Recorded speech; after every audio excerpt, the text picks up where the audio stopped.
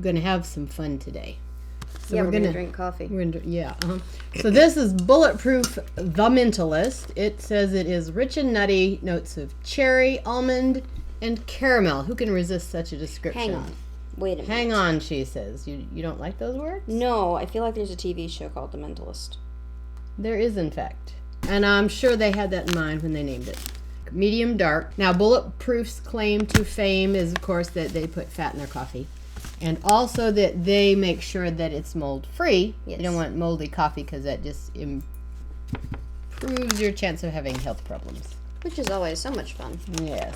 Now, Emma, we're going to try it straight, and then Emma's going to do things with our new little frother that we bought that has 2 little heads. It's got an egg head and a frother head. 3 speeds, and it's rechargeable. We have not yet recharged it because we haven't run out of power yet. Did we buy it yesterday? Yeah. Yeah. It actually does have a sweet caramel kind of smell to it. Oh no. Dose. I think that was more like Uno and a quarter, but okay. It's a 2 tablespoon amount there. So she was doing about 2.5 tablespoons. I don't like coffee. She don't like coffee. We put the water at the coffee brewing temperature on our automatic kettle. It smells like beans. Yes, coffee does smell like beans. And then we have this little pour over situation with a number 2 filter in it. Now, we found that it was getting slower and slower, so we did a good scrub on the filter holes, and it's much faster now. Actually, we think that the reason that it was starting to get slow was that we were using a coffee in it that had minerals. Yeah, Bulletproof makes a coffee that has minerals in it. And we think that was killing it. I think it sludged it. So if you're going to use that one, do it in a French press, and you'll have no problem.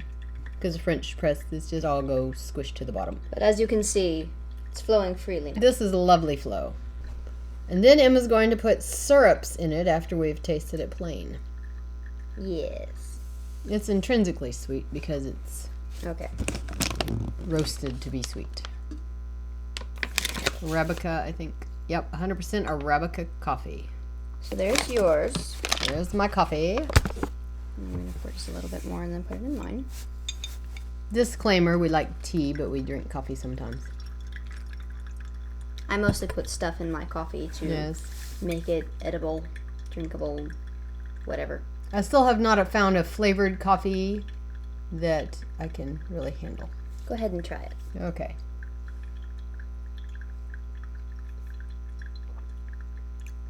Kind of nutty.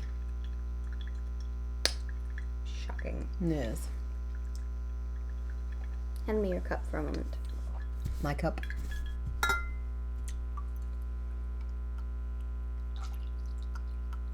The drip continues.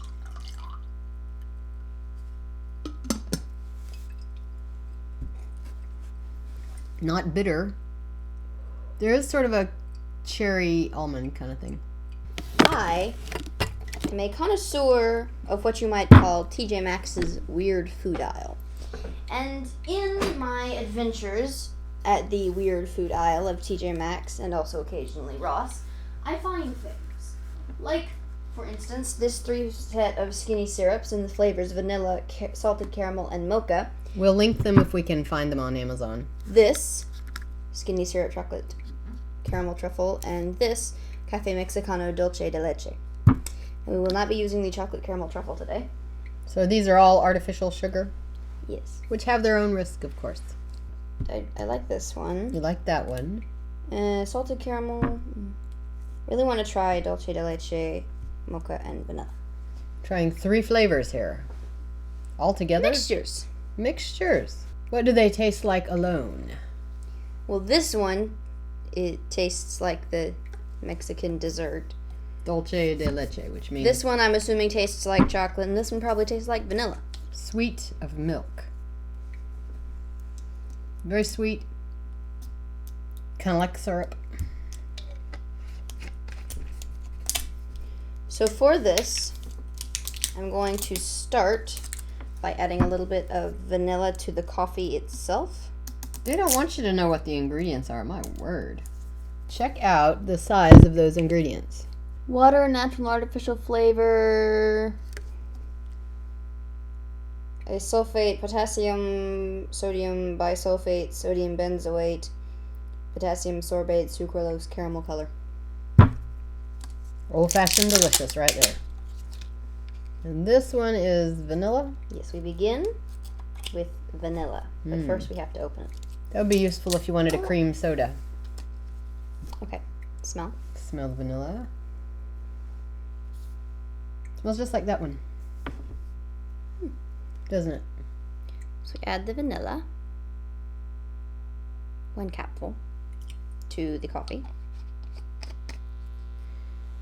And then we start, although we won't use this attachment, we will use this I'm going to use attachment. the egg beater.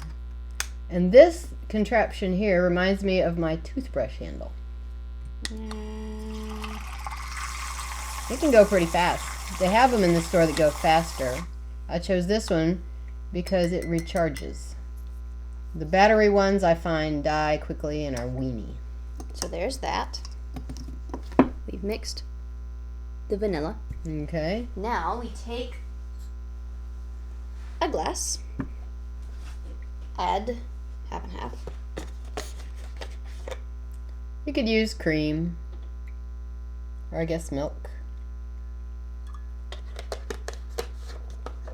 And then add the other flavors of your choosing. I'm adding the mocha syrup, which will also require opening. Mocha being a chocolate coffee flavor. These are designed to go in coffee. That's the point. Yeah.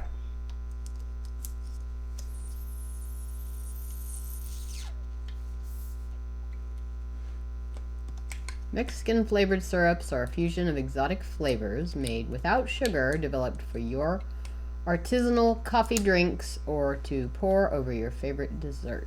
Now, how do you choose the amount to add? I typically just go with 1 or 2 capfuls, etc. Very quiet, this thing. And then you blend it all together. I'm taking it up 1 speed here. And if she took it up the other speed, you could see what a mess that would be.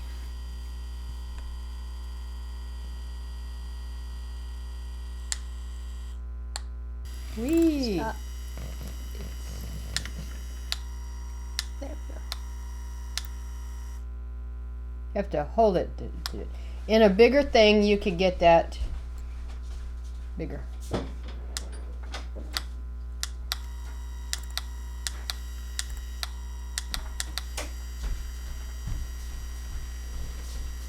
Look at that. Okay, it's smoothing out now.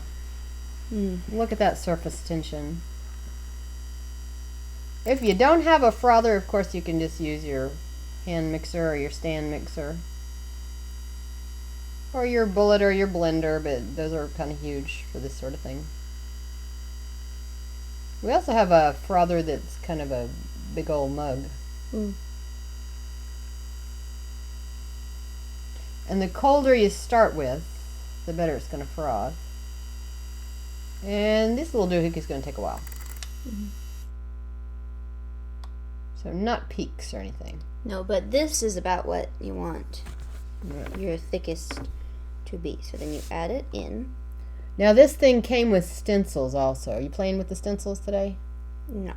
You get it right up to there and you put the stencils on it. And then you lay a cinnamon or sugar or something on it and make a pattern.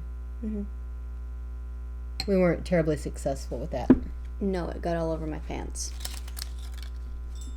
And that Would you won't like do. some Oh, froth? a little bit, perhaps. Maybe a little, with this? A little, yes.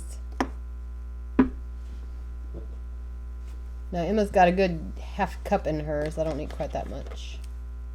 Well, actually, a lot of that is just froth. Well, you started out with a good bit. Now here you can do it on high because we've got this lower amount. So we'll try the egg beater shape.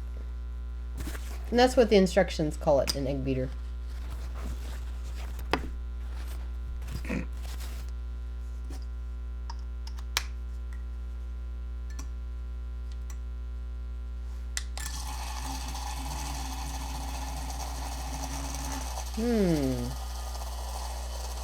is working wonderfully. Yeah, it actually worked better with more in it.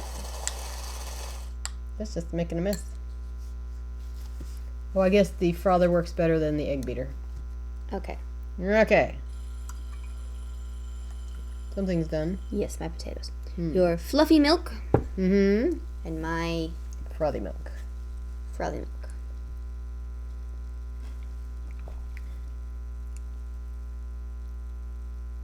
I can still taste the cherry almond under the fluffy milk. I taste no fluffy almond. You've not gotten anywhere near the coffee. It's a good way to get a mustache.